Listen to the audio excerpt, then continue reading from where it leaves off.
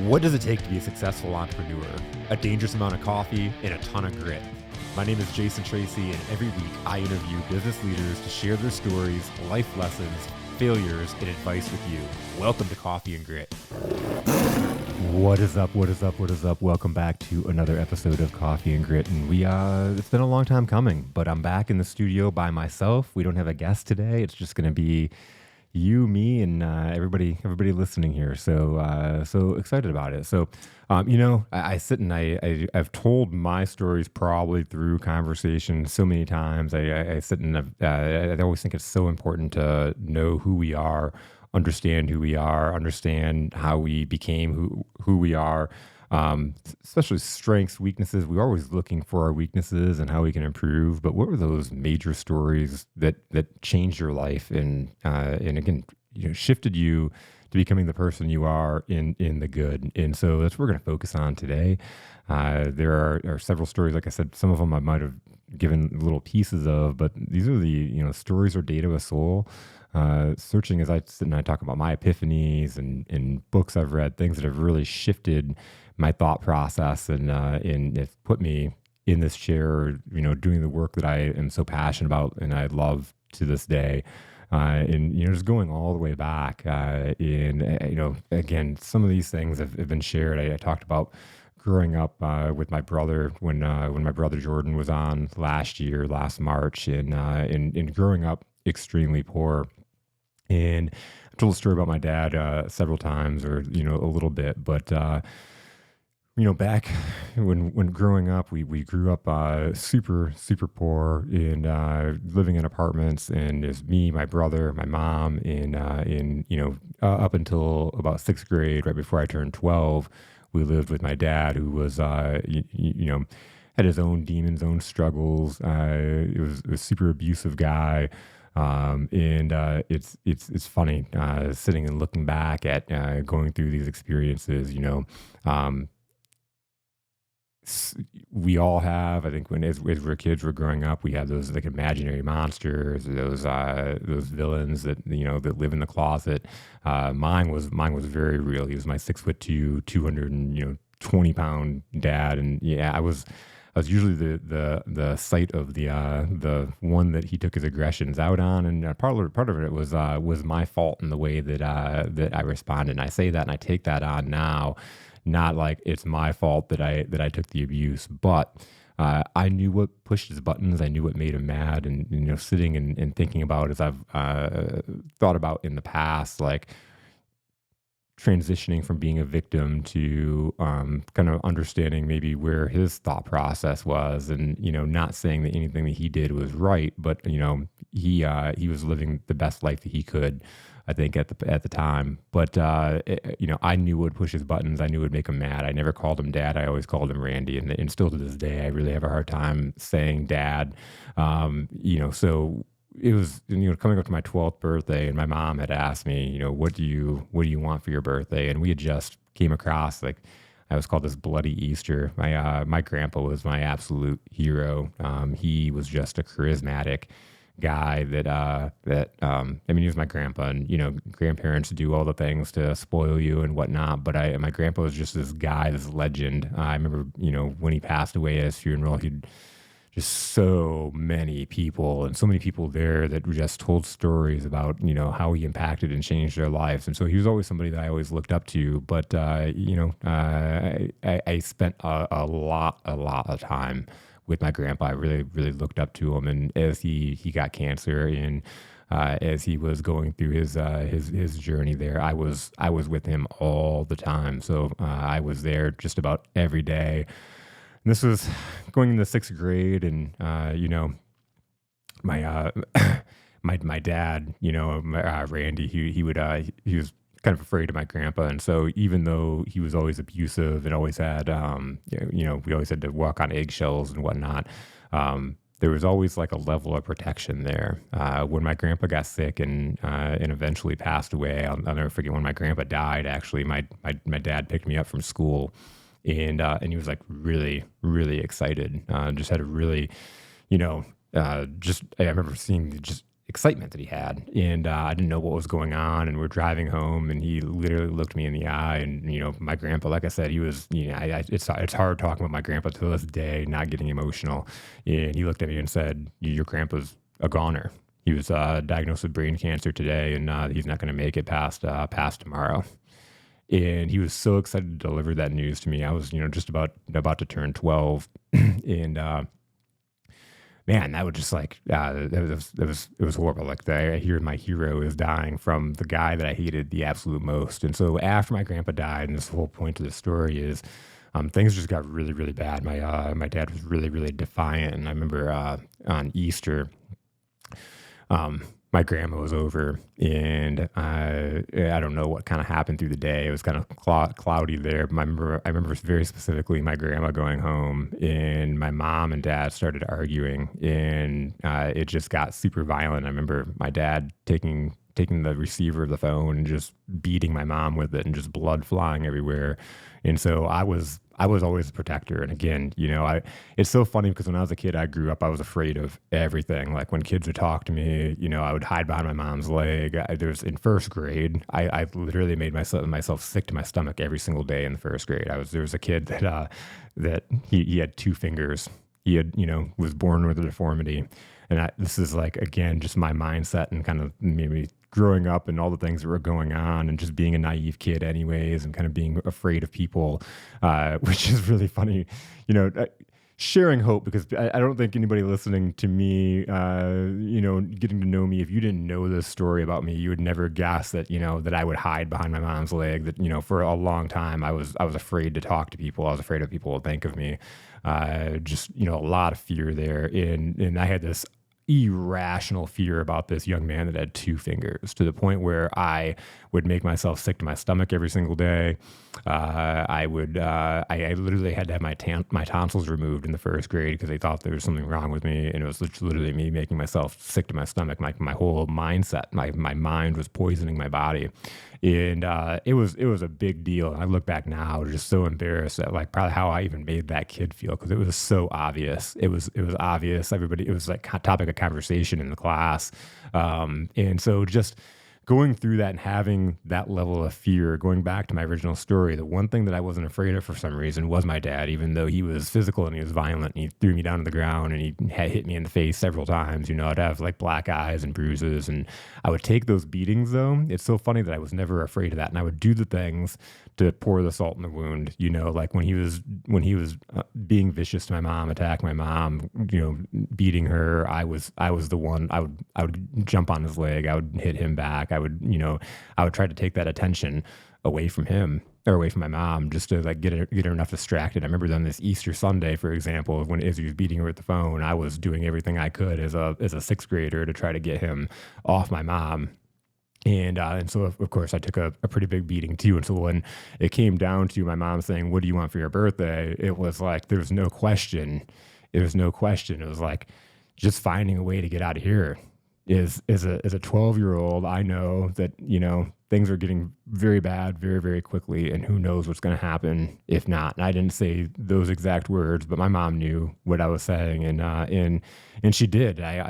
That it was a major life changer to me for so many reasons. One, it showed me just a level of strength in, growing up and seeing this now. I know how hard it is for women that have maybe a lower level of education, no job, low, not very much money as it is, being held down by an abuser, an oppressor, having two kids that you're absolutely living your whole entire life for, that it could be very, very difficult to find a way to get out. But my mom, she found a way. And so one day when my dad went to work, she had gotten my uncles to gather up and had us stay. I didn't know what was going on at that point.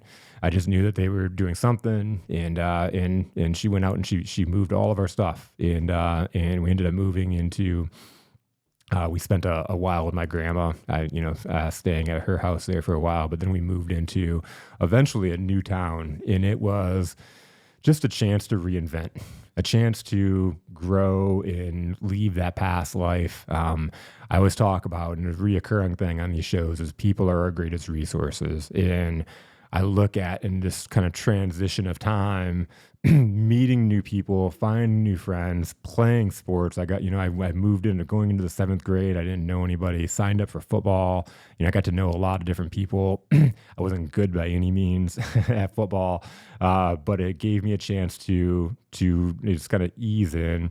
My mom got us therapy. We had counselors, and it's so funny thinking back now, like that.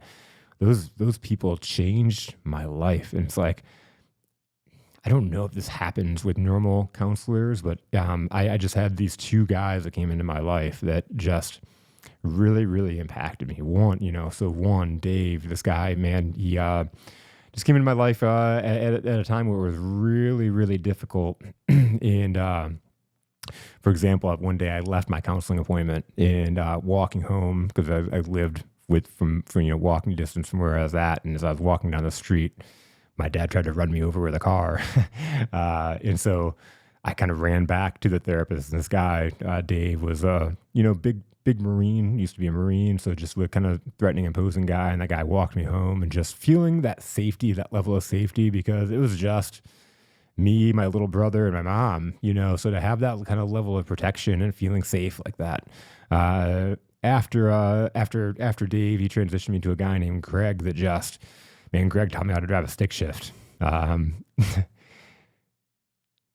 Pushed me out of my comfort zone. The guy took me to Washington, D.C., which is really crazy, thinking about, I don't know if this was within the rules, but like a therapist could take their patient or their person out of state.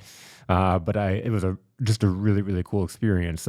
We didn't travel out of state. We didn't have the money. We lived in apartments. And so to have this really cool experience, he took me and my brother to Cedar Point, to be able to have men come into my life that they were role models. She just changed my life. And so to anybody that's like questioning, should I go talk to somebody? Like I always say, go talk to somebody, whether it's a therapist, whether it's a coach, whether, talking to somebody that's like that it doesn't have a skin in the game is always really, really helpful. But you never know. And those were kind of the things that as I was exploring my career, kind of thinking about those relationships that I built. I don't know what made me special. I know they weren't taking everybody to Washington, D.C. What was it that made me special that they did that? And so just that belief level, I think built a lot of confidence. But I still had a lot working through, and still, like I said, being at a new school, having all this baggage, still having my dad in the picture because we just lived in the town next door. And like I said, he would, pop up and try to run me over with a car, or he'd be standing on our doorstep. We'd be at our house and we had a doorbell that if you pushed it, it just sat and rang. It was like, like annoying sound. And he would just stand outside of our door for multiple hours, like all night, just ringing the doorbell. And as a family, it was probably scary at the same time. I felt a high level of comfort because my mom took care of us really well, and she made it a game. And so we'd just be quiet and act like we weren't there, and eventually it would go away. And so going through that, I still had a level of just self-pity, victim mentality. A lot of that didn't shed for a very long time, but we're talking about the epiphanies in life and things that like come along and just change your life. And so I'm going through school, I'm in high school, and just still a really shy kid, afraid of what people think of me. And yeah, signed up for a speech class.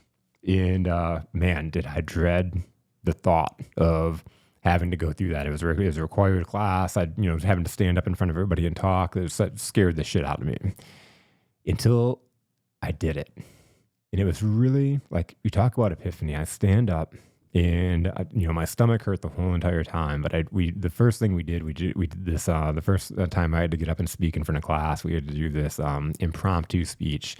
And I couldn't even tell you what it was on, but I got up and I started talking, and I just started going. And it was when I discovered my level, my ability to entertain. I still love to this day just standing up on the stage and giving speeches and moving, motivating, inspiring, making a crowd laugh.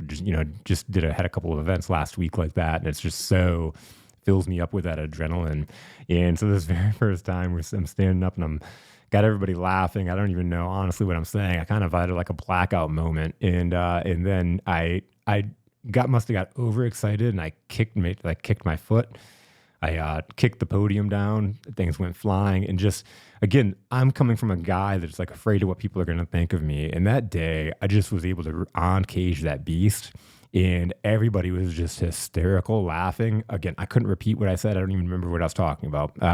But I sat down and just it was a big realization. It was a big realization that that the man I can really that humor I can make people laugh, and if I can make people laugh then I can make it right. And so it really opened up a whole new side of me in high school.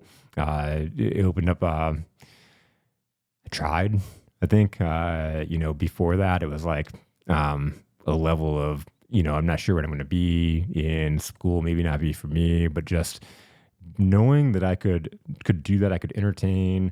I started, it kind of went in a negative way for a little bit, and I went down the whole class clown route. I actually threw a keg party at my Spanish teacher's house. I didn't throw an actual keg party, but I invited all these people to his house and got a kid to talk over the announcements and invite people over. Just kind of mischief stuff, and so because I was kind of getting known as this class clown, I had a group of friends that were encouraging me to get into this teacher's class, Miss Miller, and everybody. Miss Miller was considered this bitch, so to speak. Like she was mean. She she was hard on people. And so the kids gave her a hard time. And so my friends were like, oh my God, we're going to take Miss Miller and American Lit, and you should get in there too. And it's really funny. Like I get in there, and at first I'm kind of going through like I did with Mr. Burtis and the Spanish teacher, and just being kind of jerky. And then something really, really cool happened. She liked me. She thought I was funny, and so we formed a really cool relationship, and it just allowed me to get outside of the box even more and just have fun with it. And I remember running into her after I graduated high school, and running into her at the bank, and her saying that I was her favorite student in her favorite class of all time. And so, man, the things that kind of make you emotional when you look back on it, but like you never know kind of the impact that has, and and again, just a level of belief that has. So again, the whole point of this is just you go and do the things, because I was so scared of that. I was so scared of going out and speaking, and then I went and kind of broke through.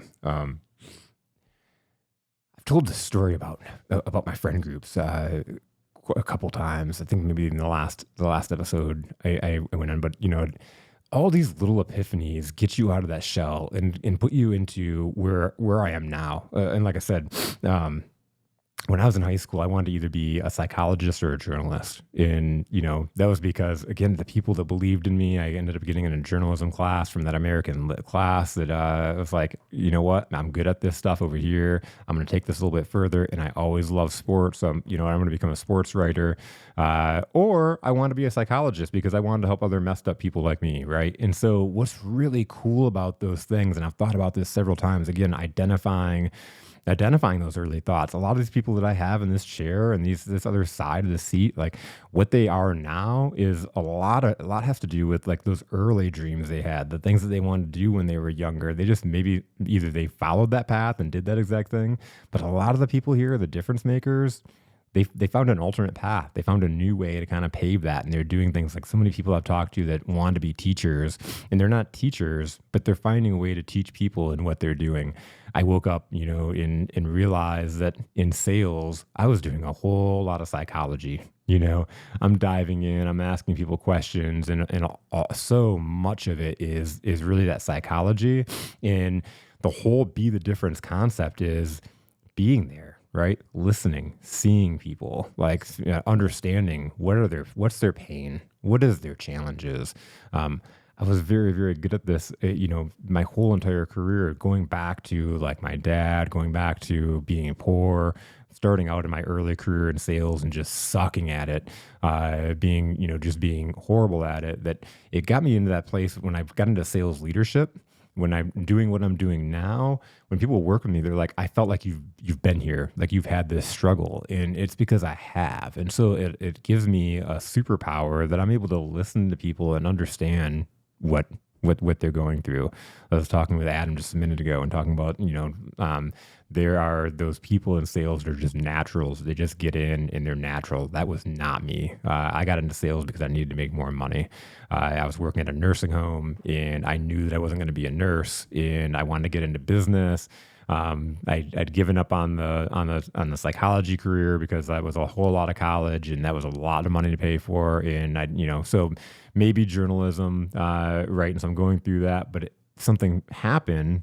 I got jobs and I got this job in sales and kind of found my way after really, really struggling, found my way a little bit. So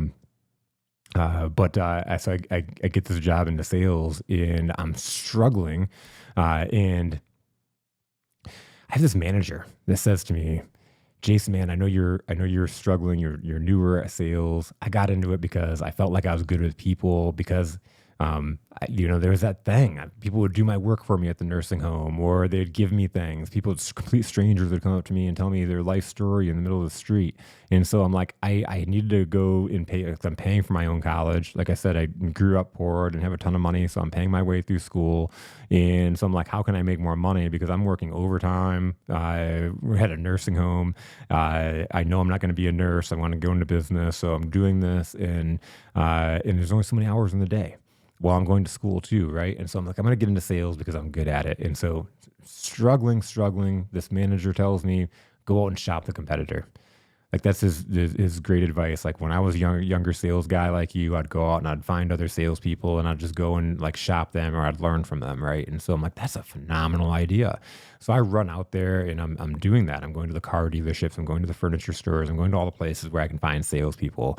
And I'm probably 21 at the time, and it was really, really disappointing. I did this for like 2, 3, 4 weeks of just going out there, and it was just really, really frustrating. I'm like, there's nothing that I'm learning from people. There's nothing that I'm learning that I would go out and do myself. People were, I'm 21. People are playing paper, scissors, rocks over who's going to go talk to the 21-year-old that's going to go waste their time, right? People are selling me based off they need to close the sale, and so they're hardcore pressuring me. There was no.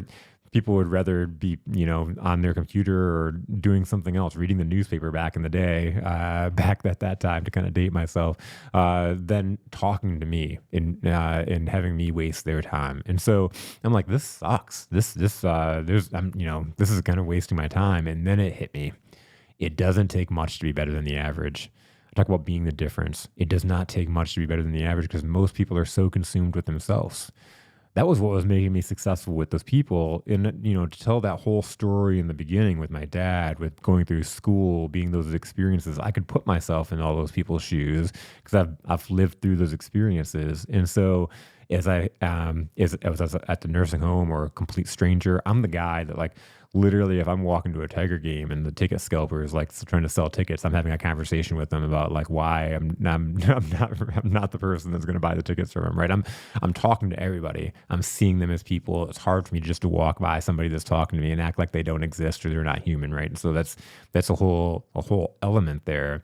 And so by doing that from a sales standpoint, by sitting back and saying, you know what, it's not about me and it's not about my product and it's not about my service. Who are these people? What's going on in their life? What are their challenges? And, what do I have that helps them, helps their day, helps their status, changes their outcome, helps them achieve their goal, right? No matter what it is that I'm selling, what is it that I serve in their life? Why is it so hard? Why are sales so hard? Because we're trying to sell from a point of like, I need to make this commission, right? I need to hit this quota. I need to go on that vacation. I need to pay my bills. If I don't make this sale, my boss is going to put me on a performance plan.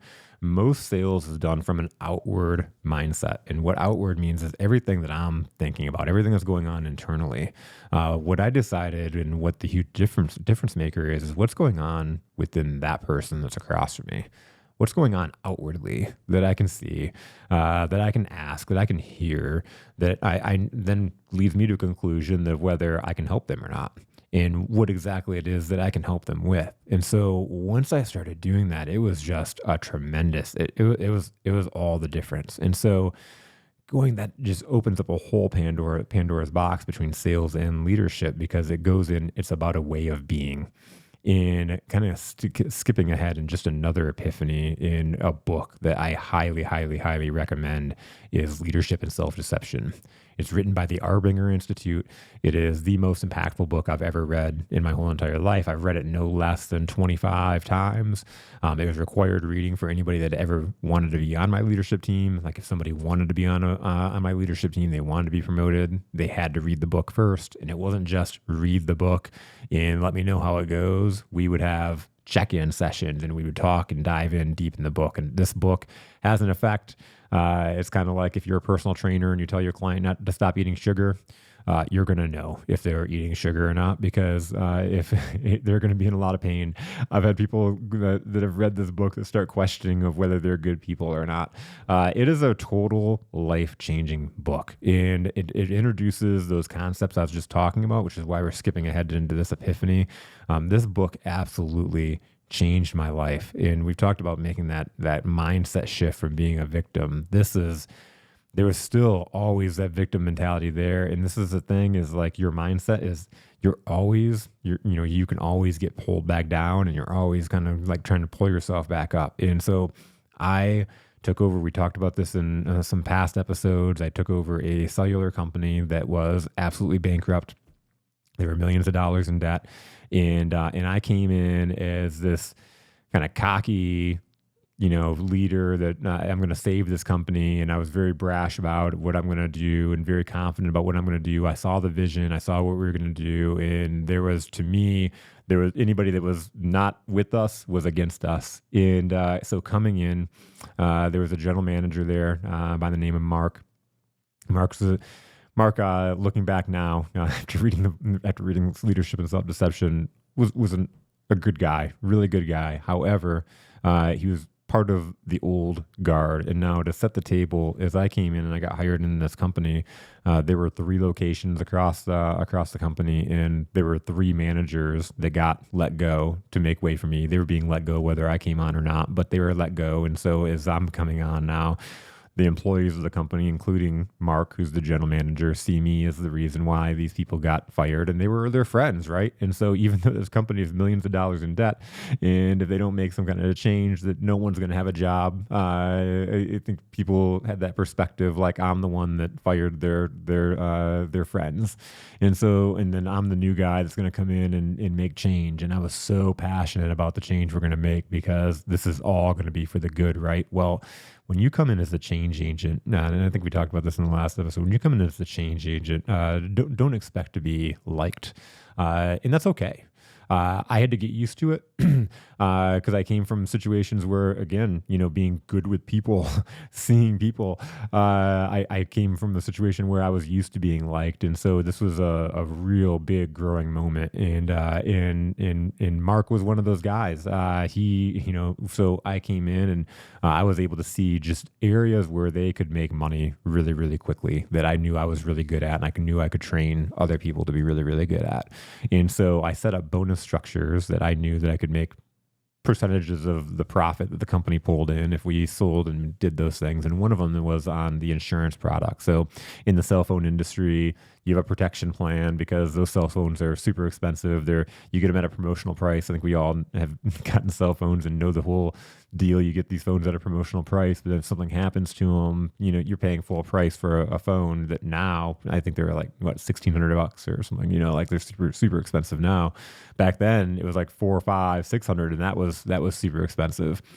So we had these protection plans, and this company that I was starting to work with had sold zero protection plans in the past year. And so I made a bet because Mark told me that we were not going to sell any insurance, and so I made a bet with him that we would sell the first one within the first week, within that first week. And when his daughter that worked for the company was the one that sold it, I made sure to give him a call at like 9 o'clock at night and, let him know and razz him and stuff like that. Because again, I came in cocky. I came in, I'm going to be the change that I want to see. And so I was just, I was really, really, really pushing that agenda. So fast forward several years, our company made a total transformation. Everything that I thought was going to happen happened, and then some. I couldn't even fathom the success that we had. I could only had hoped that we were going to have the results that we had that we had at that point. But I rebuilt the whole entire company. All the salespeople, they were no longer the people that I inherited. Just about everybody after the first year was gone, and by the second year, I think everybody was gone. I built a company of all my own people as far as the sales and leadership teams go, except for the general manager in the operations, which, they order the inventory and stuff like that. Mark oversaw that whole side of the company.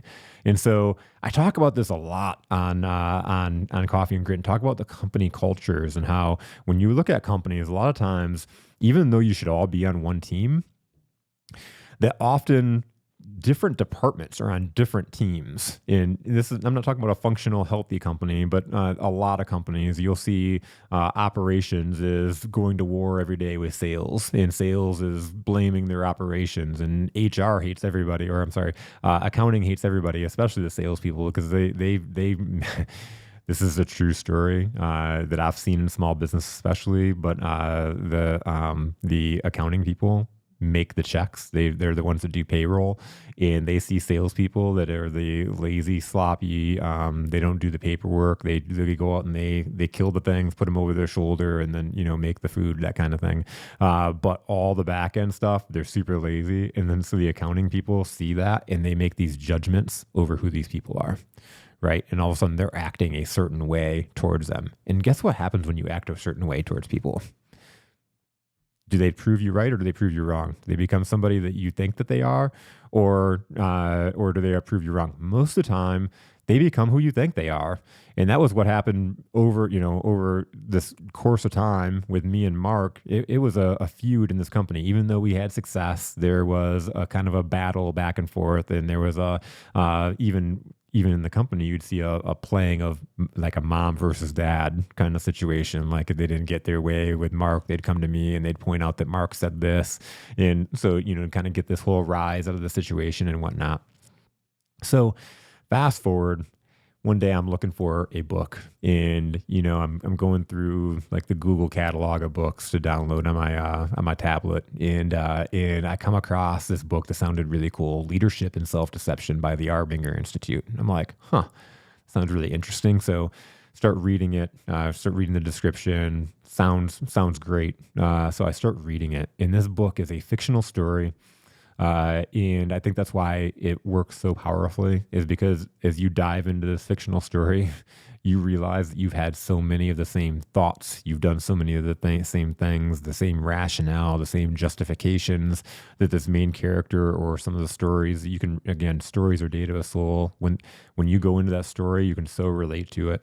And so I'm reading this book, and it just coincidentally, as I was really getting into this book and cracking it open, I was on an airplane on the way to a convention, and I was literally sitting next to Mark Smith on the airplane, and I'm reading this book, and I started crying. Not because of Mark, but that was really funny. I was trying not to cry because it's showing weakness to my enemy, right?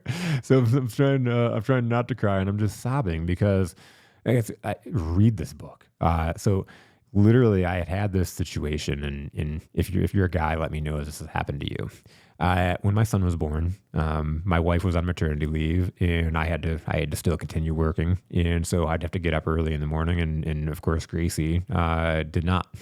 And so That being said, my son would wake up in the middle of the night and he'd be crying, and I would hear him. I'd wake up, and Gracie would be sound asleep, and I would my first instinct upon waking up would be like, I'm gonna go take care of Jackson, and then I sat there and I didn't do it, and then the longer I sat there and didn't do it, do you think I blame myself? And I said, to my internal dialogue that I'm a piece of crap or I'm a bad dad. No, because as humans, we start justifying. Even the worst people sit and justify the reasons why they did what they did. I talk about my dad at the beginning, and it may sound like I'm letting somebody off that did bad, horrible things, but it doesn't do me any good in my mind to continue seeing him as a horrible villain. And again, I know that he didn't he died a victim. He literally went into a garage one day and decided to kill himself and ended his life. And he ended his life being a victim, not having his kids around, not having anybody in his life that loved him. And so, man, that's so sad to me. And so sitting and looking at that, he didn't know. So I'm justifying like why I didn't go do that thing. And so what are the justifications? Gracie knows I got to get up early in the morning. Like, she knows I have to work, and she doesn't. My God, Jack, how's she sleeping through this? Like, how's she hear him crying right now and she's sleeping through this? And I'm like staring at her, and it's like, God, she's just like so peaceful, and like she's in there like dying, right? And like, she's not gonna wake up. So then I like nudge her, right? And it's like she doesn't move. And it's like, the more and more I sat and thought about it, did I go and do something? No, I got upset of like thinking about how horrible of a mom she is and how horrible of a spouse she is, because she isn't doing her duty to get up. And like, how horrible is that, right? Is because I didn't take the blame on it. I said, and so I'm sitting there and reading that book, I remember that exact moment that I had that exact thought, and it just brought that emotion to me. And so that's just what that whole concept of leadership and self-deception, that whole self-deception is the justification in going on and creating those situations that all of a sudden now Gracie's the bad guy, right? When it was my failure. Looking at those situations in just a way of being, me and Mark, we got off the wrong foot right out of the gates. We didn't see each other as people right out of the gates. So we saw each other as objects that stood in our way, right? I saw him as an object that symbolized the old guard, that symbolized somebody that didn't want me to succeed, that symbolized somebody that was going to sabotage me. I had this, built up in my head of over who Mark was, and I've never asked Mark, but I'm sure like all the things that he had built up in his mind of who I was. And it was time to change that. And so I was able to just from moment one, and why the book became so impactful was I was able to use that trip, reading that book, to create a relationship with Mark that we didn't have, to knock down those walls. And for the last couple of years that we were able to work together, last year or so, 2 years that we were able to work together, our relationship was completely different, and that changed and transformed that company. This Leadership and Self-Deception. The other book, they have another book called Anatomy of Peace. They have at least 3 books that have come out, and just again, these are just life transforming. And if you go through my sales, you go through my leadership programs, this is very, very heavily influenced. Again, I'd love taking a new leader or a leader through this process as they wanted to go through and lead, or somebody that I inherited. I actually inherited a couple of leaders from another company, and they had to go through my program. And first time reading it, some people will read it and instantly realize, I instantly saw myself in those situations. Some people, some people don't get it, and they see other people. They see other things that have been done to them, right? And so those are really where we got bust in and take some personal ownership. And so for those were awesome coaching situations for me to be able to jump in and dive deeper and help people really see that it's not other people doing things to you, right? A lot of things, a lot of situations that you're creating out there by, again, a way of being. I had this guy I was coaching once several years ago, and he super just talented guy, young man, just had was brilliant, good looking guy, a lot of charisma, was working for the government, just this high role, but saw himself working at this like peon position and felt like he was constantly getting assigned to him things that were like below his capabilities. And so as I'm working with him, he kept on talking about how people treat him a certain way. People treat him like he has an arrogance or and so he's like felt like he was not a fit with that company. And in that conversation, it's the aha moment of, are these people are you responding to these people, or are these people responding to you? And he was like, what do you mean? And it's like thinking about it, like if you're going to work every day and you think that these people are belittling you and they're giving you projects that are below your means, they're assigning you something that you're not happy with doing. What's your response to that? Are you happy to do it? Do you kind of take it on and be kind of passive aggressive with it? Are you lazy with it? Do you get it done on time? Like what are your reactions as you do that? Because as you're taking that on, you're creating that perception in those people, and they're treating you a certain way because of the way that you're being, right? We have a lot of control with the way that we are as beings, and you don't think so? Just go and smile at somebody. Go get a coffee and ask the barista literally how they're doing, and have a conversation with them, and smile and compliment them. Like give them a good, like not just a fake compliment, but give them a good compliment, and just see how you change their life and you change their energy. Right? We have the ability to impact the world around us. I talk about difference makers. Difference makers are when you shine your light, the world around you lights on fire. Be the change that you want to see.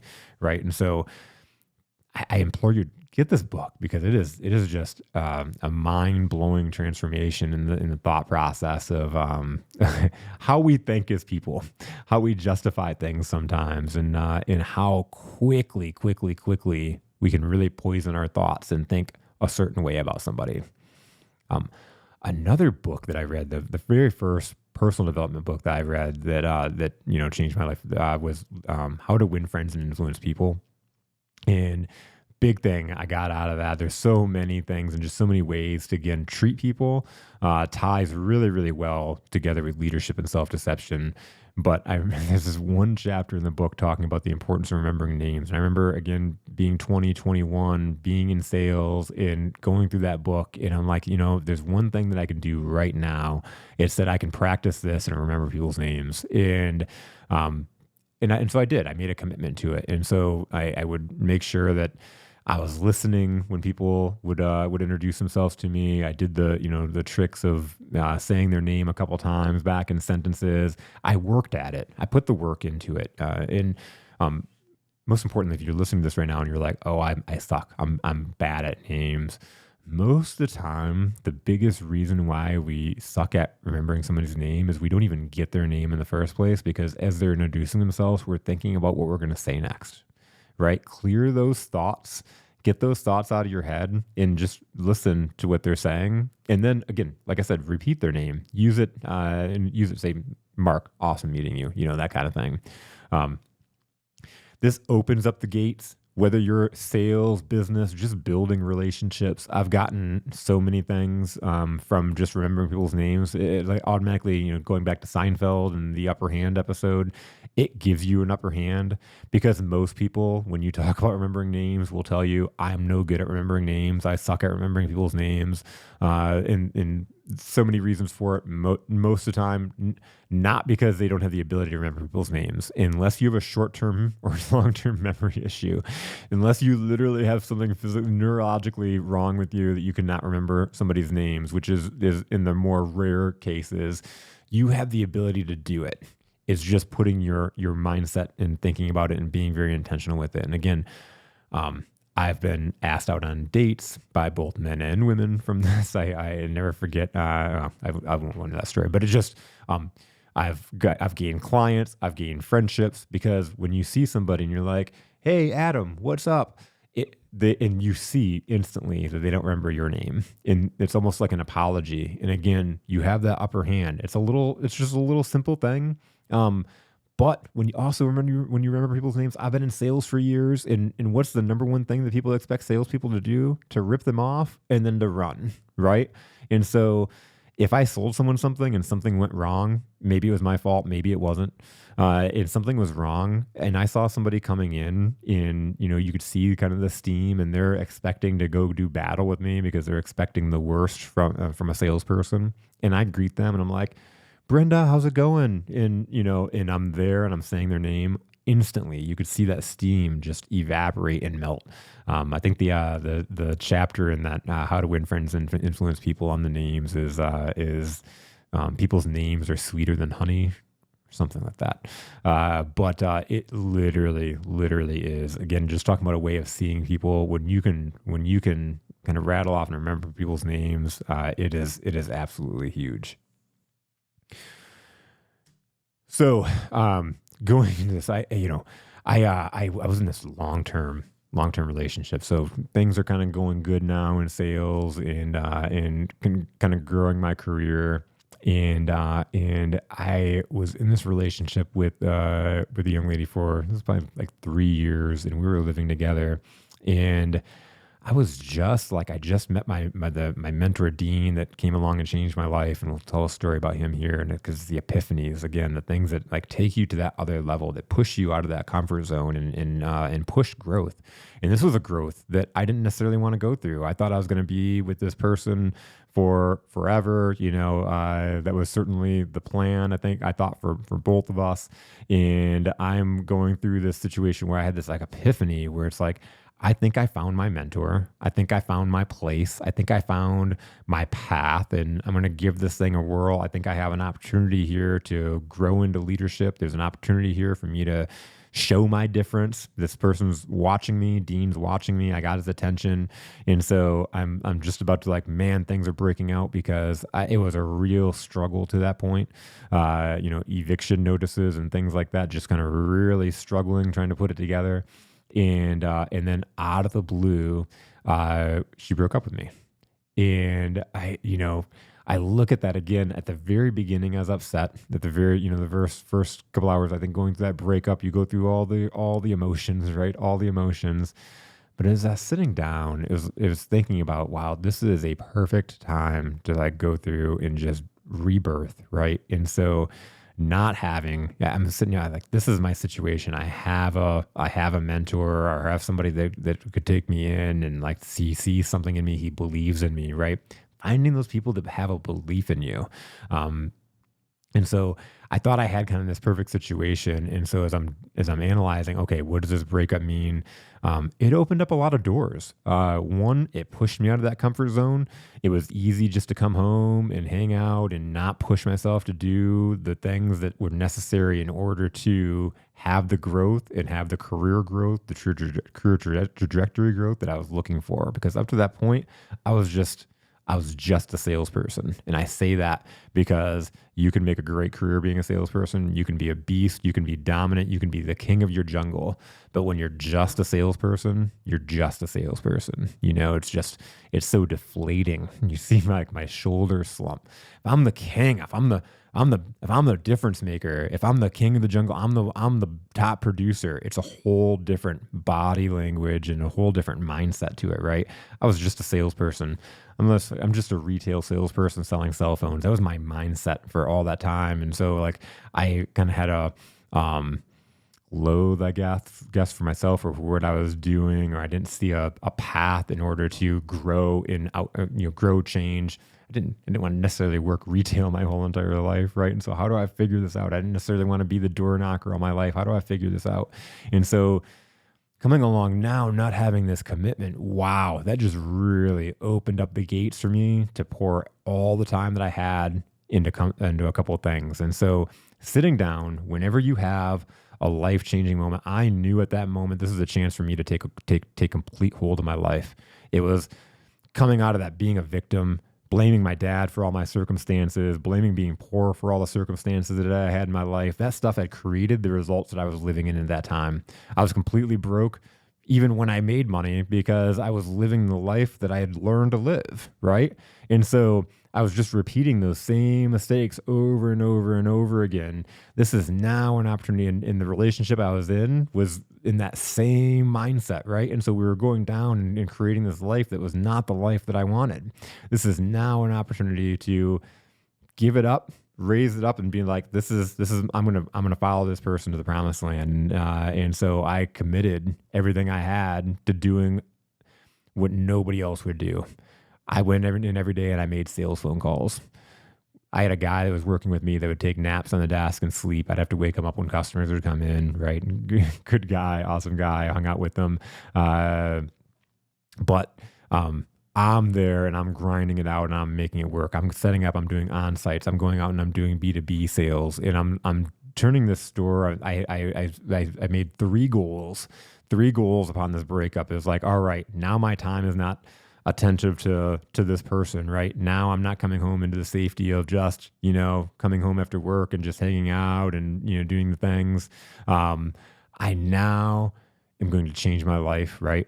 I'm going to pour into work. I'm going to do what it takes. I'm going to create all new friendships. I was like, I don't have any friends. I don't have anybody. I was in this relationship and I just like let this relationship and her friends and people that I knew, but I didn't have any like friend groups. And so I was like, I'm going to recreate my life, right? I'm going to become a different person. Up until that point, I think I was always Jason Tracy. And so like sometimes you have to like kind of kill off that mindset. And so I created an alter ego and I called him JT Money.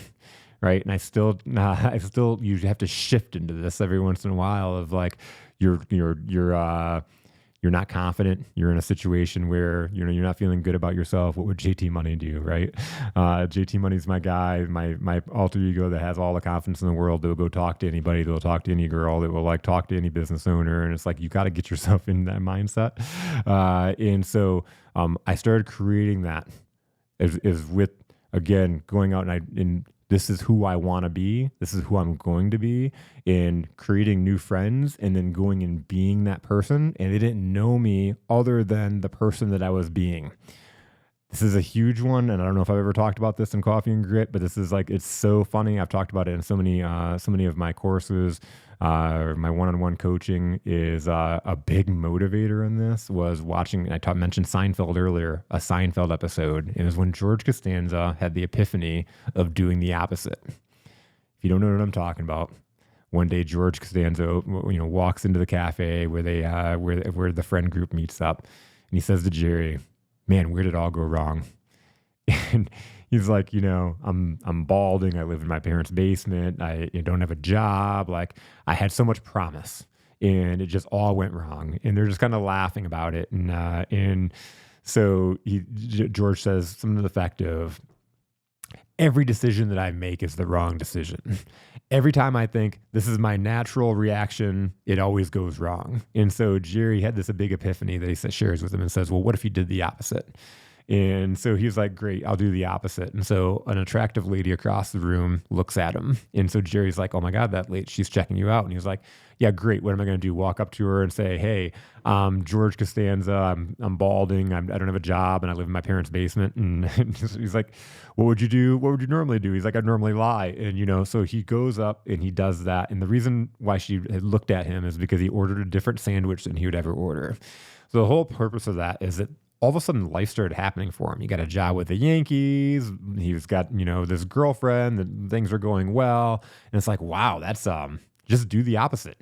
Do the opposite of your natural instincts. It was going back to being a kid and wanting to hide behind my mom's leg, right? And even as I shifted and I got into speech class and I started like realizing that I don't have to be scared of people, I still had a lot of that, underlying wiring going back from my dad to like even just, all the self-doubt, all the, limiting beliefs that I had wrapped up, all the victim mentality that I had wrapped up, it's going through and figuring out how to unravel all that, which is what we're going through here, right? So I'm like, I'm going to be a different person. I got Dean here. He believes in me. I think there's a chance that I can move up in this company and I'm going to be his right-hand guy.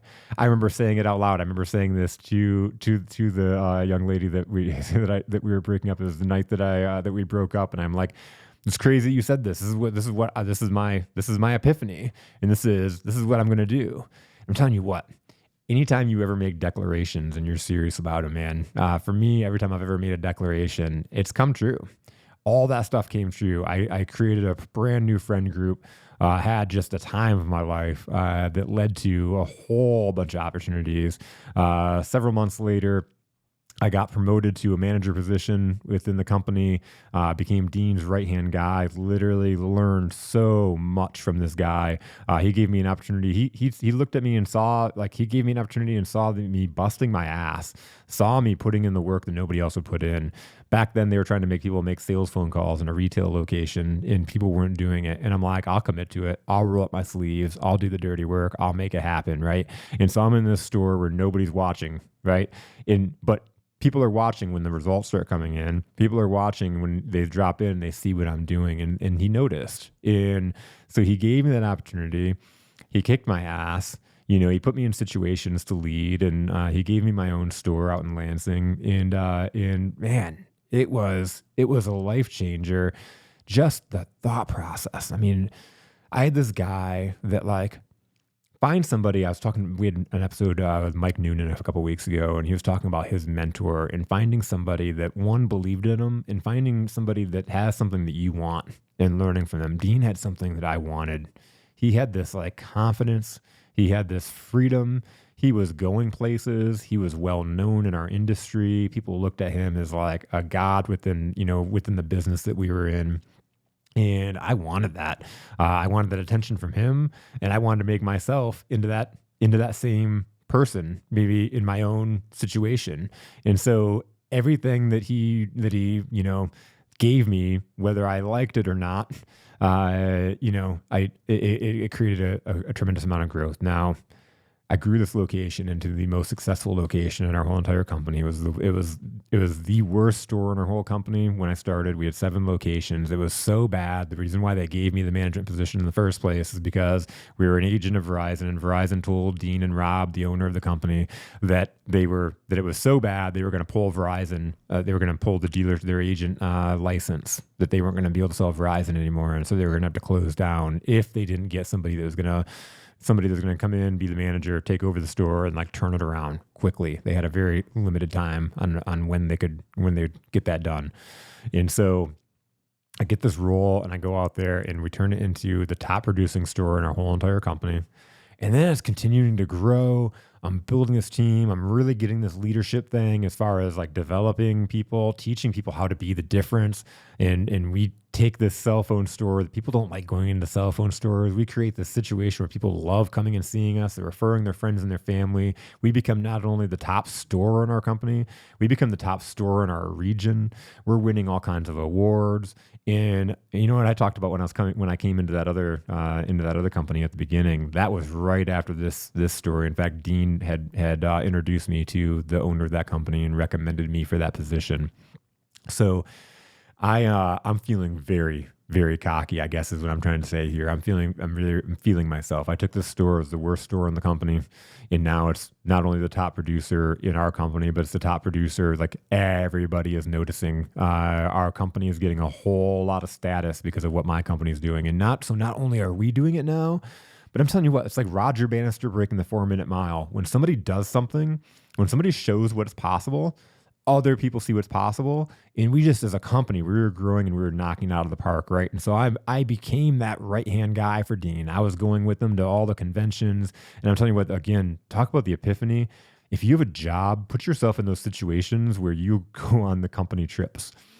It changes your life. It changes your perspective. It got me outside of a little tiny box where I saw this, right? I didn't see very far past these walls. Once I got outside those walls, it opened me up into what was possible for my career, what was possible for the company that I was in, and what was possible for, for the overall results, what I was pouring in and what I could do from all of this, right? It started to become very, very clear. And so all that said, there's still a tremendous amount of growth. I'm selling my face off and things are going great. I'm coaching and developing the team and they're getting better. But there's so many little things that go into leading a retail location, leading a company that you got to do. You may not love to do them. Those weren't in my strong suits. Taking back cash deposits every single night was not something that I put a lot of focus on. We were on the south side of Lansing. At any given day, you could come into my store and I'd have like 3 to 4 stacks of $1,500 in an envelope, like in the store, just chilling out. By the way, our store got broken into several times because we're in the south side of Lansing. Not a very good area, right? And so I'm just keeping envelopes of cash in this location because I had the justification, going back to leadership and self-deception, I had the justification that I'm doing so great. What are they, I'll just take it back tomorrow. And maybe you do know how quickly that can stack up. There 3, 4, 5, 6, 7 days of making those excuses that I'm just too busy to go do it. And everybody else is busy too. I'm not going to tell them to go do it. Like, we'll make it happen when it happens. And so I make these big cash deposits all at once. And Dean kept talking to me about all these little things. And I always felt like he was riding my back. Like, dude, we're killing it, man. Like, what do you want me to do? Like, what do you want to like duplicate myself and try to make this like work? Like, stop riding me. This is like, look what we're doing. We're creating magic. We're the top store in the company. There's like all this arrogance, right? And so one day, Dean's out on a trip to Vegas, and he's out with the owner of the company, Rob, who, by the way, Rob was the owner of the company, but Dean was the operator of the company. So Rob was out doing and creating other companies, making a lot of money and creating a wealth because he was genius and he was creating these companies. And so to this point, Rob had not had a lot of interaction with me other than being there when I went to offer me the position in leadership and being there every now and then. I never got a, dude, you're crushing it. Wow. I can't believe what you did. There was never a pat in the back. And then one day I get an email from Rob and it says something to the effect of, why are you such a horrible employee? Why do you suck at your job so much? I'm sitting here in Vegas with Dean and I'm having this conversation with him again about why is my money not in the bank? And he's sitting here and he's telling me that he's had this conversation with you so many times. I want to know, why shouldn't I fire you? And why shouldn't I fire Dean? Because he can't make you, he can't get you to do your job. Like, what kind of conversation should I be having here? Please help me out, was essentially what this email said. And I'm telling you what, do you think I took that very well? No, I took that with a lot of indignation. Like I was upset. I was mad. I had my team in front of me. So I one big thing I learned from Dean beforehand was never to let your team see you upset about a company rule or a company process as a leader. If you react to something out loud, that all of a sudden will ruin your credibility as a leader. And I couldn't agree with that more. If you have a problem with the company, do not externalize it and bring the rest of the team in, because your job as a leader is to understand why and to understand how to operate around. It's the eating faces. Things are going to happen. Rules are going to change. There may be things that you don't agree with. There may be something that, isn't for the best. But if you can't control it, don't open your mouth in the emotion. Understand it. Wrap your arms around it before you then go back to your team. If all of a sudden you just use that emotion, if I would have told my team what was going on in this situation and how I was basically about to tell them to go fuck themselves, because that's exactly what I wanted to say. Go fuck yourself, Rob, is essentially what I thought. Is like, why would you've never come up and told me about how great I'm doing. You've never come up and told me about all these, amazing things that we've done with your location, how we basically created magic, like, because this was like being threatened to be shut down. And now look at it. I've never got that pat on the back. And now you're telling me how horrible I am and like how I need to go and, I need to rationalize how I'm going to keep my job. Well, what if I just go leave? What if I go to your competitor? What if I'm going to go down the street and, I just go do what I did here over there? Like, I'm just, so I basically like went home and I typed up this big long email about, basically all that stuff that I just said and basically telling him to take his job and shove it. And as I'm sitting and I'm typing out all that stuff, I had this epiphany. I just asked myself this question: what do I want to happen here? What do I want my result to be here? What do I think is going to happen if I send this email right now? Do I think I'm going to keep my job? Do I think I'm going to be able to continue being here and continue to learn and continue to grow, continue with this opportunity? Am I prepared to leave? Right now I'm making this kind of empty threat. I don't, I could go out and get a job, but it's not about jobs. It took me my whole entire career to find Dean. It took me my whole entire career to find somebody that knew what they were doing, that was looked up upon within their industry, and then that saw the belief in me and wanted to see the best in me, right? And so, do I want to just leave that because of my pride and my feelings being hurt because Rob talked to me and told me that I sucked, and then I started thinking about, man, I do suck. Like, that sucks. And what do I want to happen in my career? Do I want to just be a one trick pony that can sell their face off and that can teach people how to sell and we can do really, really good at this, but the rest of it's a dumpster fire? Because, hey, sales will solve a lot of problems. I built a company that was millions of dollars in debt and faced with bankruptcy by selling, right? But you cannot outsell all these problems. If you're constantly creating holes in the boat, you're going to sink, right? And so that was what was happening. And it was like, so do I want to be a manager? Or at the end of the day, where do I want to be in my career? And I already said a little bit ago, I wanted to be dean. I wanted to be I wanted to run my own company. I wanted to inspire my own people. I wanted to find my own Jason Tracy's to go out there and create other big beasts and other lions that were going to go out there and create a massive amount of success for what we were doing, right? I wanted to go back and give more. And would Dean be like, screw you? Like, here's this? No, man. I knew Dean was always constantly trying to grow and learn. And so just thinking about all that, it was like, wow. What do I need to do in order to make sure that I get these damn deposits in every day? What do I need to do to make sure that the inventory is counted? What do I need to do to make sure that the box of defective inventory is sent back and we're able to get it back to the manufacturer in time so that we don't lose out on a massive amount of money just sitting in my back room? And if I do those things, I'm not just a good manager anymore. I'm a good leader. I'm a good business leader, right? I know how to run a business. I know how to run the operations of it. I understand. And man, I'm telling you what, that is the day that my whole entire life shifted. That is the day that I went from being an employee to being a leader. It was the day that I could then, take everything that I learned and create a system and a process that changed the face of the company even more, and then allowed me to go into a situation where I was able to take over a company that had 3 locations and grow it into a company that had 9 locations and was franchisee of the year and was one of the top companies in our whole entire industry across the country, right? If it wasn't for that change, I would still probably be selling somewhere. I would still probably be like, who knows what happens, and maybe something else happens that spurred that growth. But man, that email changed my whole entire life. And so that day I opened up a notebook and I wrote down all the things that I was falling short on, all the operations things that had to happen in the location. Some of the things I just talked about, and there's so many other things. And I went Sunday, Monday, Tuesday, Wednesday, Thursday, Friday, Saturday. So, yeah, I did the whole entire week, and I wrote down. I just created a system. These are the things that get done on Monday. These are the things that get done on Tuesday. Some things happened every day. Some things needed to be done once a week.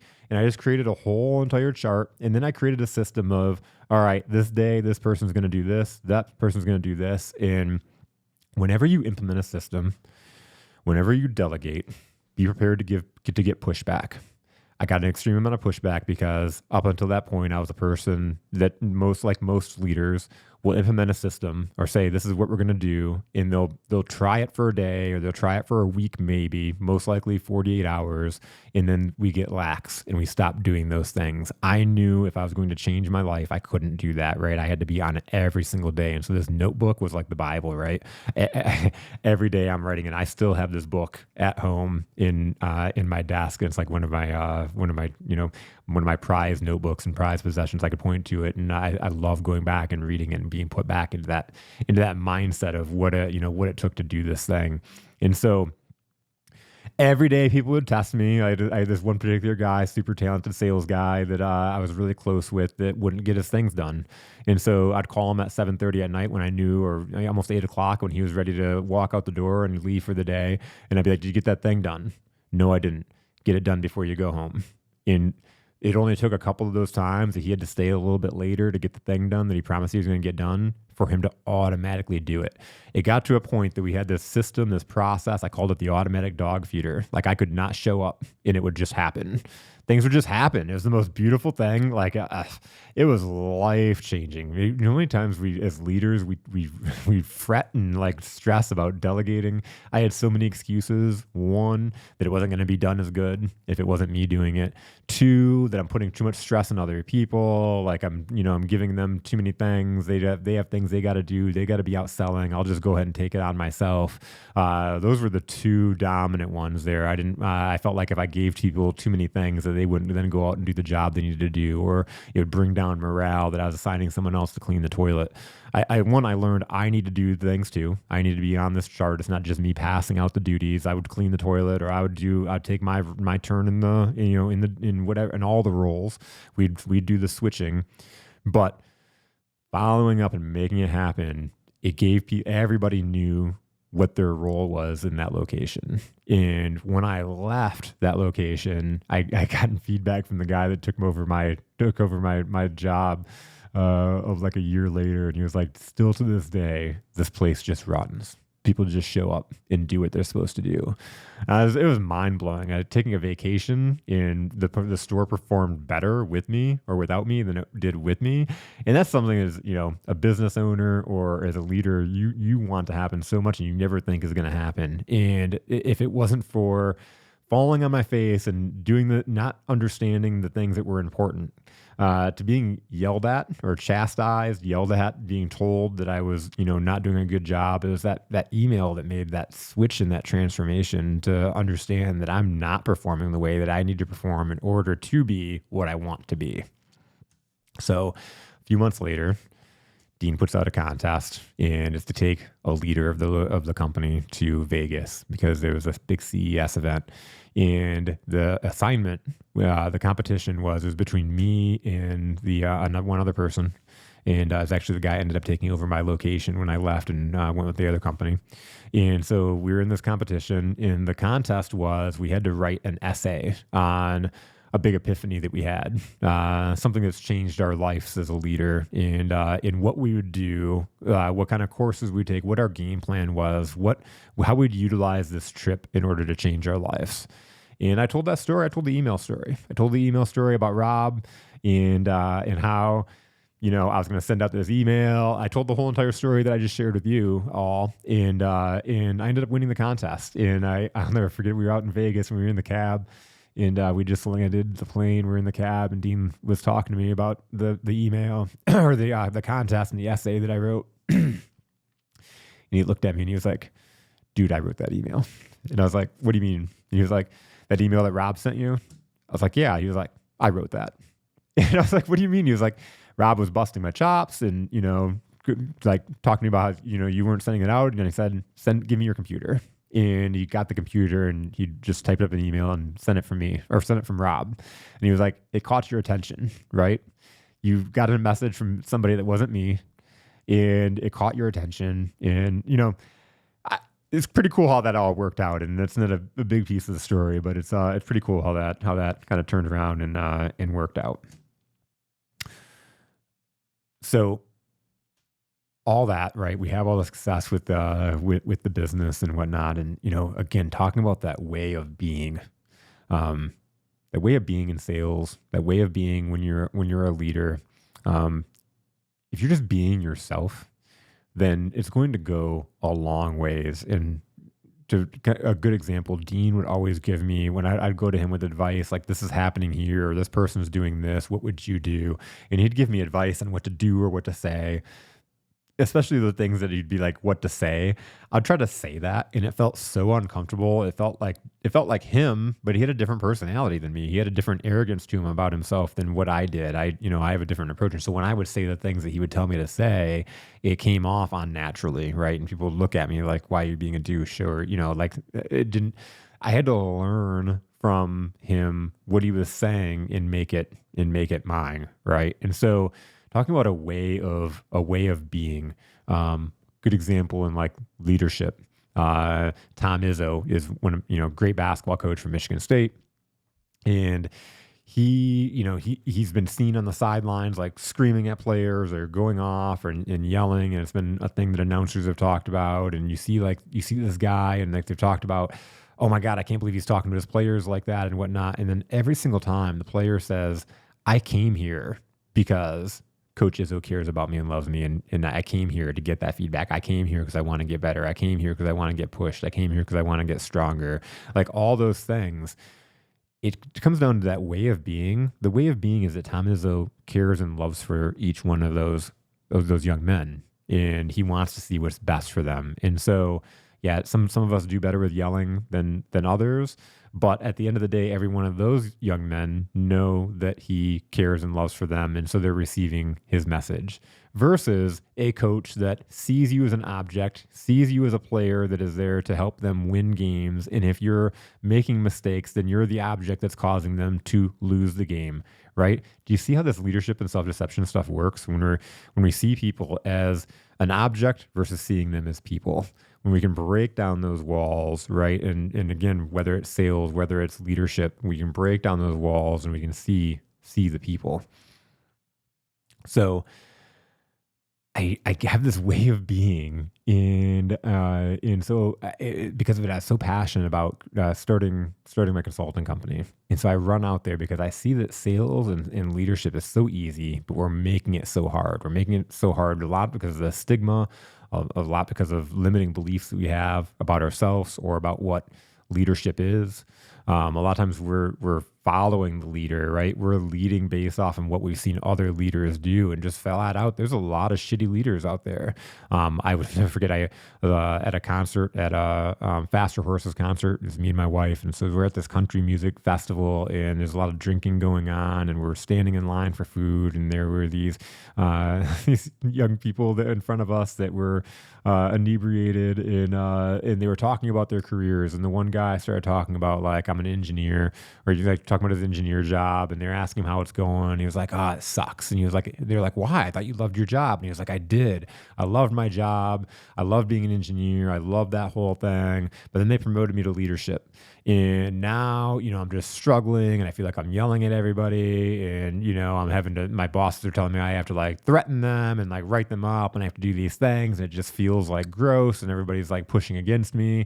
And of course I jumped in and started talking to him about what actual leadership is and how to be able to sit down with his team and rally them, or at least get them to start seeing him as a person. But most importantly, dig in and find out, what are their goals? What do they want to be in a leadership role at some point, and how can you help them get there, right? And so when I sit down with my people, for example, and here's a really good example. When we took over, I talked about inheriting a couple of leaders in when we bought a couple of locations. And so when we bought these locations from another owner of the franchise that we were in, he took me from location to location. He was telling me about this one particular person in one of the locations, Hannah. And he was talking about, like, Hannah is selfish, and Hannah only thinks about herself and only thinks about the money she's going to make, and she won't even take back a deposit. Talking about the deposits, kind of funny. I don't think I've ever put that together, that she had a problem with the deposits like I did. But so she wouldn't take back the deposits without asking for extra money. She was like, if I have to take back the deposit at night, then you're going to have to pay me overtime or whatever it was. And so he was like, she's just this person. And then he gave me feedback over who I thought I was going to really like and would be a potential leader.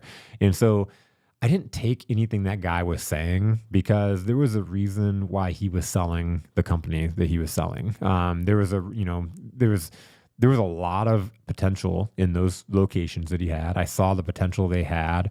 I didn't know the people that we were inheriting or taking over, but I knew that that the culture, that the leadership, that the experience level for the person that owned the company, not their fault, but it was what it was a huge factor in why they were performing the way they were performing. And so my whole goal was coming in and being like Mandela. I've talked about that before. Being like Mandela is coming in and not assuming anything. I would come in and I had conversations with every single person I inherited and understood them, understood what their goals were for as far as the ones they would open up. And I sat with Hannah and we had this really deep conversation, and I had learned so much about Hannah and what motivates her and what fuels her. And I saw a lot of myself in Hannah. And so it's funny because people don't quit their jobs, they quit their bosses. People perform higher or better for other people. I performed at a much higher level for Dean than what I had for any other previous boss. And I had a couple other really good bosses that got a lot out of me. But Dean pushed me to another level. And that was the same thing with Hannah. Hannah and me really connected. I saw what her driving force was and what she wanted out of this opportunity. And I saw that I could give her what she was looking for. And so we built a really awesome relationship. In fact, not only did she become a leader of that location, she became the first person in our company that led 2 locations. And so she was the first person I promoted into a regional manager role, which is super awesome, right? So this person that somebody else saw as a potential weakness was a huge strength for us. And so I tell all that in the perceptions, again, going through this whole leadership and self-deception, the way of being, making assumptions of what other people are thinking or doing, right? And in leadership, oh man, so many. Hannah, right, would come to me and be like, oh my God, this person, they're so awesome. They're such a great, like I feel like they could be so great on the team, but they are late every day. And I don't know if they just don't care or they'd have all these assumptions about the person. And so first rule in leadership is, have you asked them? Have you had a conversation? Have you told them about how great you think they are? And have you told them about their strengths and what you see in them and what's limiting them, what's preventing them from being able to achieve their highest potential? In the conversation, we always know. Well, go back and have that conversation first, and then let's talk about it, right? Because again, let's remove those barriers. Let's have that communication, whether in sales, whether in leadership. It's just attacking the communication because if we can communicate, if we can make communication easy, whether you're in sales, you're in leadership, you're building relationships in normal everyday life, it's going to be so much easier. So I start my business because I see there's a way of doing sales. There's a way of doing leadership. We've had a lot of success with this company that at one time was millions of dollars in debt and is now an industry standard. And so because we've had this success and other people are coming to me now, and whether it's how do we sell better? How do I scale the company? How did you take and you build leadership and a leadership foundation across your company where you have people in your locations that are acting as owners, right? Every one of my location had somebody in that store that was that leader of that location that acted as if they owned the location. They took complete ownership of that location. The things that they were doing were at high level. They were my managers, my leaders of my locations were higher performing than most of the owners within the franchise. Like they could take over and run locations, right? So how do you do that? How did you do that? And so they're seeing such a hole in the industry and having such a passion for doing just that. Well, also the company was growing at such a huge rate that I wasn't able to then go and do those things that I loved. I saw a huge opportunity to go and help other companies do exactly this, build their sales team, build their leadership team, overcome those stigmas, shift those beliefs, right? And when I get there, I even though I've taught this stuff, this way of being, right, this outward mindset, like we're not going to sell from the space of what I need or what my challenges are. We're going to sell from the space and understanding what your needs and your challenges are. And then we'll then get intentional with how I see and how I'm going to recommend solving that problem with my solutions, right? And so I get there and I've taught this stuff so much that you would think that it's my everyday belief, right? It should be. It's how I made myself successful in my career. It's how I've developed and have changed, helped other people change their careers as well. So being the difference in that whole foundation. But I get out and I'm running my own business, and I'm trying to create products and services. And I went from a cushy, nice job with a good salary and a good bonus structure where I was making more money than I'd ever made in my life. And, I created a level of comfort for my family. And now I've got this job that if I don't go out and sell something that I'm not going to make any money. And how do I sell myself? Because I'm well known in this industry, but I really don't want any part of that industry. I want to go create something new. And so I'm going out and I'm doing this thing, and I'm struggling so hard creating my business and, making it apparent, I guess, who it is that I serve, and I'm kind of being desperate in the sense of like I'll take anything, and so because I think I can help everybody. That was the big lesson that I learned at the beginning is that, and it's so funny because I said this all the time, even with the salespeople or leaders, people that I had worked with in the past. You can lead a horse to water, but you can't make them drink, right? As leaders, you can lead that horse to water. You can lead a person to the promised land, but if they don't want it, man, you're gonna try to make them drink, and you're gonna drown them. Then you gotta dispose of a carcass, and that's literally messy. You don't want to get in that game. So it's the same thing with coaching clients. I thought, hey, if someone's paying me, like they're not an employee, they're paying me money, that they're probably gonna go out and they're gonna do the things that we're talking about, right? No, that's not necessarily true. A lot of people were paying me, and then every week we'd have the same exact conversation. And so now I'm not making very much money at all, and the money that I'm making are with people that are having no change, no difference making, no impact. We're having the same conversation every week because they know a lot of things, but they're not going out and taking the action, right? And so I'm like, man, this sucks. I must be horrible at this. The content's not going anywhere. I got in 6 months into my business, and I'm getting your bank account is low emails every single day. And it was like going through a depression. It was going through like a lot of anxiety. I didn't want to get up early in the morning. I was like rolling out of bed like 10 a.m. Because like I'd get the low bank account emails around 9:30, and I wanted to avoid those, And so like I was going through a whole lot mentally. And one day I was like steaming my clothes and, just really thinking about everything. I started thinking about, man, was this dream I had of starting this business, this dream that I've had all the way going back to Dean when he first mentioned consulting and speaking.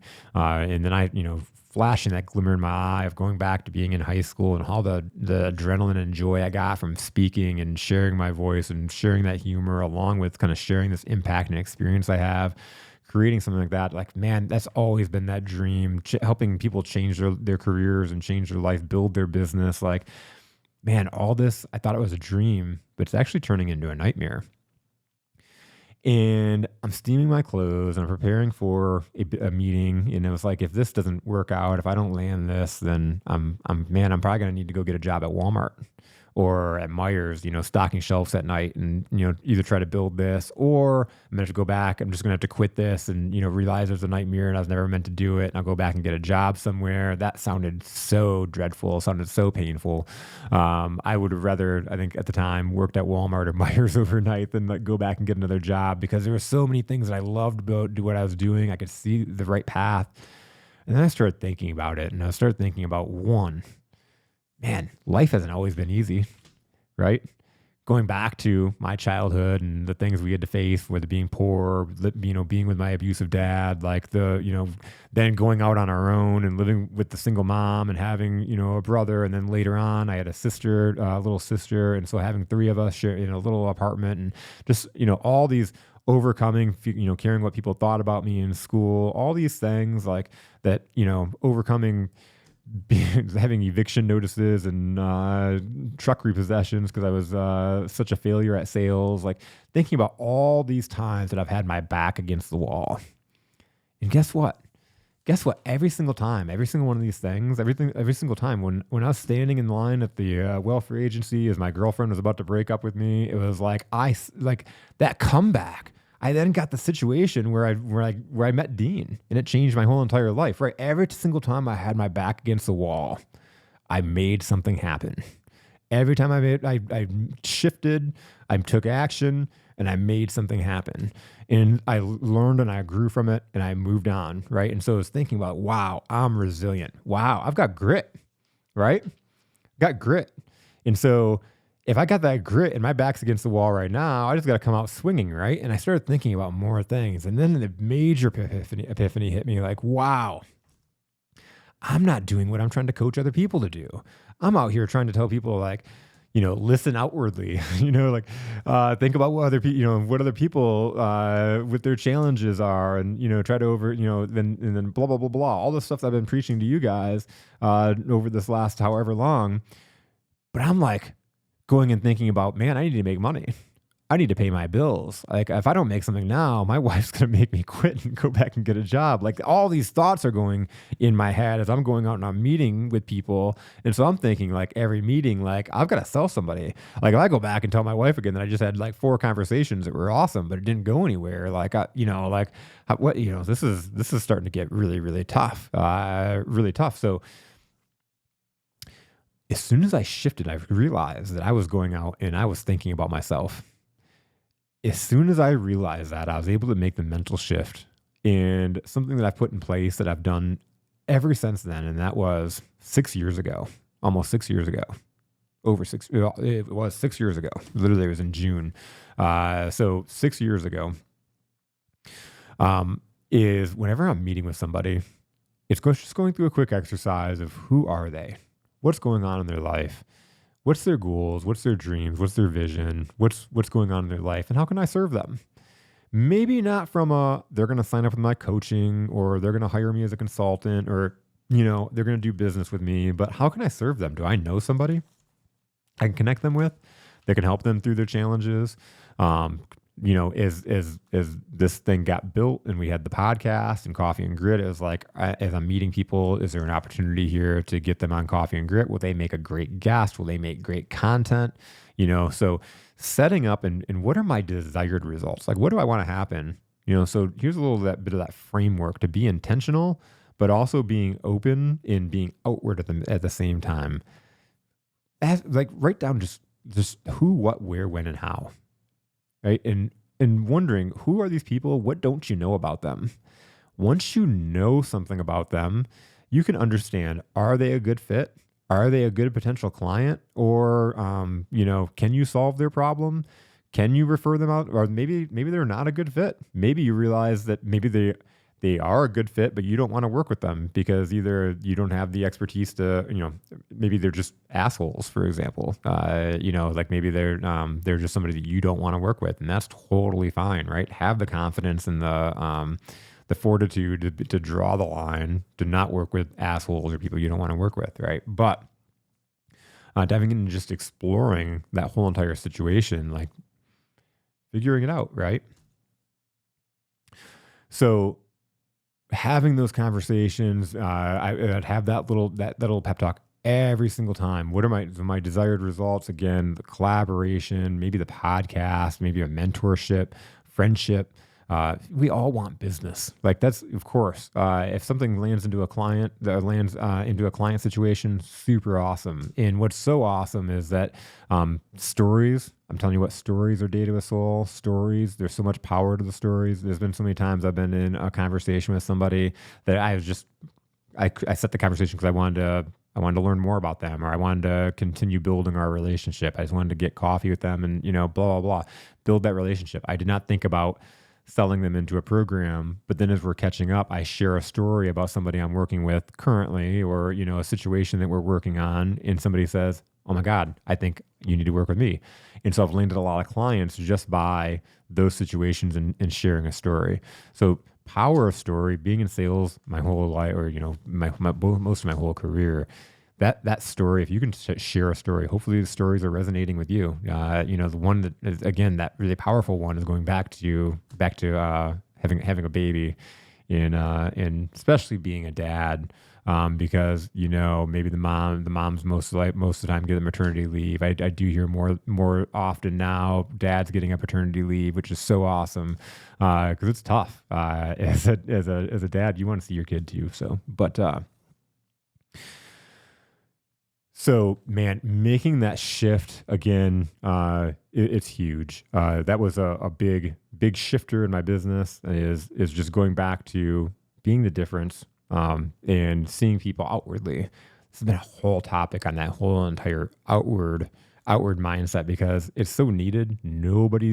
Hardly anybody's talking about this whole aspect. And again, what are people's biggest desire?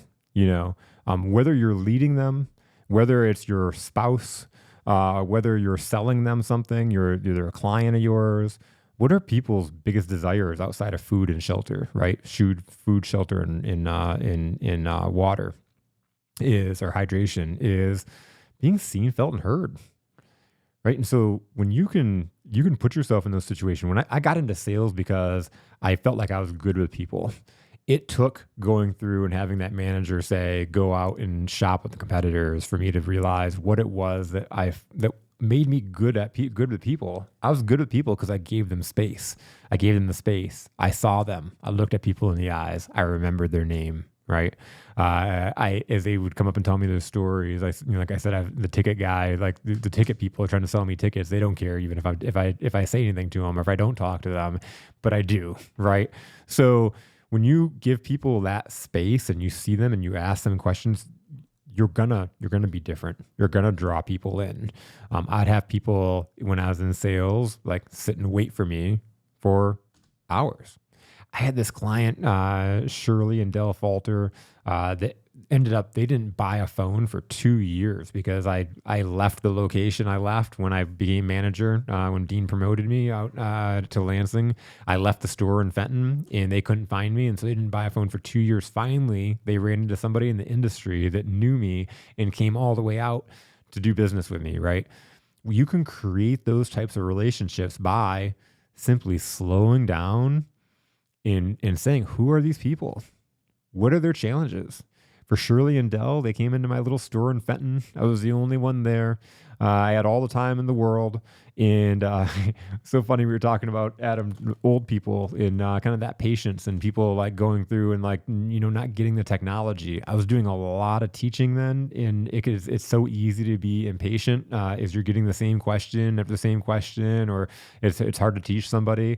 And I'd always look at it and I'd put these people and say, man, what if this is my grandma, right? What if my grandma came in and I answered a lot of questions for my grandma. My grandma, by the way, was a trendsetter. She was like the first person with the flip out phone to text message because she liked to text and she liked to take pictures and she used her phone, but she had me helping her. Right. And so Shirley and Dell, they came in, they didn't know the technology. Their kids were telling them they needed to get a phone. They were kind of like, not wanting to do it. And then I took care of them. And I asked them a lot of questions. I understood what they had going on and I made a good recommendation. And then I helped them through the whole entire process. And every time she ever had a question, she either called me or I say she, or her and Dell stopped in. And every time I'd get a huge story, some sort of a treat that she'd bring in. I'm telling you what, when you take care of people the right way, if you're working at a business, your kitchen should be full, especially at Christmas time. You should have a lot of cookies. You should have a lot of treats. I would always judge my retail locations based off of how much goodies do you have in your back room. That's how good you are. That's how much your clients love you. It's those little things. Again, people will follow you all over the place just by you seeing them, hearing them, having the patience, understanding their problem, solving it. I just met with somebody, Carol Kramer, actually, who was on the show, a client of mine. She's an acupuncturist, and she was talking about. She got really passionate talking about her ideal client, and her ideal client is an older female that is, late 50s, 60s, that's going through changes in life, and when they go to the doctor, they're almost not believed. They're going through like a chronic pain. They're going through these life situations, menopause, that male doctors don't understand them. And so Carol was telling me the story about, why she does so well with them is because she's in her 50s and she's going to the doctor and she's having the same experience that they're having. She's having the same experience that they're having, to the point that she used to tell people like, oh, you're just probably just imagining it. Like, like she would tell people that, oh, you just probably think that that's what, going back to leadership and self-deception, that's what we think. You just probably think that's what they think, that they're like pushing you off or they're disregarding your opinion or whatever else. And she's like, no, it's a reality. Something about turning 50s, 60s as a female, you get a lot of self-doubt or a lot of doubt when you're going to the doctors, is what she had stated. And so she's super passionate about seeing her people, about listening to them, about hearing them, about treating them the right way, right? Because, man, there's been so many people. We had Carol Eckerly on this on Coffee and Grit about a year and a half ago, and Carol was telling a story about, again, being a female in her 50s, and she didn't feel right, kept going to the doctor. They told her nothing was wrong. They told her nothing was wrong. She went over and over again. Nothing was wrong. It just so happened she was taking a trip to Mexico, and she had to do some blood work in order for to go. She had to do something, some kind of a shot that she had to get, and they did some kind of a scan, and she ended up having a tumor. It was like that big in her gut that if she wouldn't have had that, miracle intervention where she had to get scanned and they see it, that nobody would have given her the time of day, right, to discover that thing. So I tell that story, just go all the way back with Carol, is that her clients are specialized in coming to see her because she gives them hope and they see her, right? And so doing business, I talk about sales is so easy. We make it so hard. All we got to do is be outward, right? See that person across from us. Again, whether you're in sales, whether you're in leadership, who is that person across from me? And if you truly care about people and you have a way to help people, whether it's your product, your service, or maybe it's just lending an ear for somebody, being a good friend, whatever it is, if you have that ability to help people feel better, you're a difference maker and you're going to stand out. You're going to draw that attention. You're going to have good things happen for you, whether it's a great career in leadership or sales, or you build your business. Going out, it's in being the difference. So listen, those are my epiphany stories for the day. I hope you enjoyed them.